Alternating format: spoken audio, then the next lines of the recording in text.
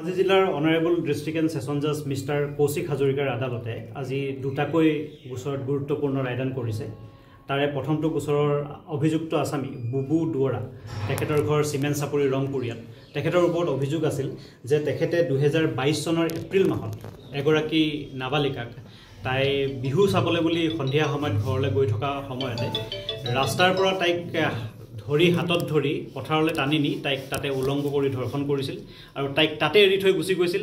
পৰৱৰ্তী সময়ত তাই চুচৰি বাগৰি তাই এঘৰ মানুহৰ পিছফালে গৈ উপস্থিত হৈছিল আৰু তাই সহায় বিচাৰিছিল আৰু সেই মানুহঘৰৰ সহায়ত তাই ঘৰৰ পৰিয়ালক সমজাই দিছিল আৰু পৰৱৰ্তী সময়ত সেই গোচৰটোত চিলাপথাৰ থানাৰ অন্তৰ্গত থানাত গোচৰ ৰুজু হয় আৰু সেই গোচৰটো আজি ৰায়দান কৰি আসামী বুবু দুৱৰাক আদালতে দোষী সাব্যস্ত কৰিছে আৰু বুবু দুৱৰাক 376(1) IPCত 25 বছৰ সশ্ৰম কাৰাদণ্ড আৰু 30,000 টকা ফাইন বিহিছে। যদি তেওঁ 30,000 টকা আদায় দিব নোৱাৰে তেনেহ'লে অতিৰিক্ত আৰু 2 বছৰ থাকিব লাগিব।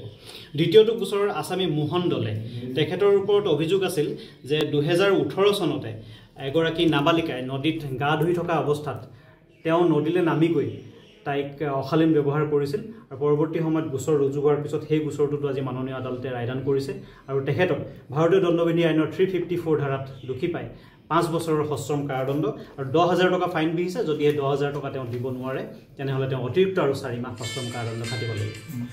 পস্কো গোচৰ আমাৰ অক্টোবৰৰ পৰা এতিয়ালৈকে 10টাৰ ওপৰত গোচৰত ৰায়দান কৰা হৈছে, কনভিকশ্যন হৈছে যিকেইটা। এই বছৰত আমি আশা কৰিছোঁ, এতিয়া কৈ দিব পৰা হোৱা নাই। মানে হয়, ইতিমধ্যে ৰায়দান হৈছে আৰু আটাইকেইটা গোচৰতে আসামীক দোষী সাব্যস্ত কৰি শাস্তি প্ৰদান কৰিছে আদালতে।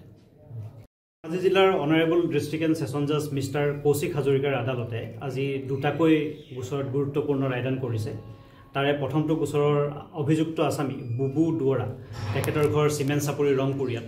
তেখেতৰ ওপৰত অভিযোগ আছিল যে তেখেতে 2022 চনৰ এপ্ৰিল মাহত এগৰাকী নাবালিকাক তাই বিহু চাবলৈ বুলি সন্ধিয়া সময়ত ঘৰলৈ গৈ থকা সময়তে ৰাস্তাৰ পৰা তাইক ধৰি হাতত ধৰি পথাৰলৈ টানি নি তাইক তাতে উলংঘ কৰি ধৰ্ষণ কৰিছিল আৰু তাইক তাতে এৰি থৈ গুচি গৈছিল।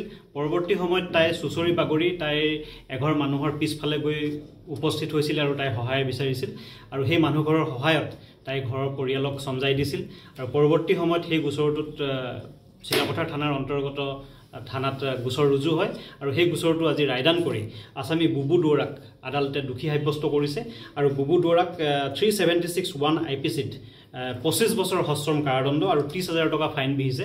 যদি তেওঁ 30,000 টকা আদায় দিব নোৱাৰে তেনেহ'লে অতিৰিক্ত আৰু 2 বছৰ থাকিব লাগিব। দ্বিতীয়টো গোচৰৰ আসামী মোহন দলে, তেখেতৰ ওপৰত অভিযোগ আছিল যে 2018 চনতে এগৰাকী নাবালিকাই নদীত গা ধুই থকা অৱস্থাত তেওঁ নদীলৈ নামি গৈ তাইক অশালীন ব্যৱহাৰ কৰিছিল আৰু পৰৱৰ্তী সময়ত গোচৰ ৰুজু হোৱাৰ পিছত সেই গোচৰটোতো আজি মাননীয় আদালতে ৰায়দান কৰিছে আৰু তেখেতক ভাৰতীয় দণ্ডবিধি আইনৰ 354 ধাৰাত দোষী পাই 5 বছৰৰ সশ্ৰম কাৰাদণ্ড আৰু 10,000 টকা ফাইন বিহিছে। যদি এই 10,000 টকা তেওঁ দিব নোৱাৰে তেনেহ'লে তেওঁ অতিৰিক্ত আৰু 4 মাহ সশ্ৰম কাৰাদণ্ড খাটিব লাগিব। পস্কো গোচৰ আমাৰ অক্টোবৰৰ পৰা এতিয়ালৈকে 10টাৰ ওপৰত গোচৰত ৰায়দান কৰা হৈছে, কনভিকশ্যন হৈছে যিকেইটা। এই বছৰত আমি আশা কৰিছোঁ, এতিয়া কৈ দিব পৰা হোৱা নাই। মানে হয়, ইতিমধ্যে ৰায়দান হৈছে আৰু আটাইকেইটা গোচৰতে আসামীক দোষী সাব্যস্ত কৰি শাস্তি প্ৰদান কৰিছে আদালতে।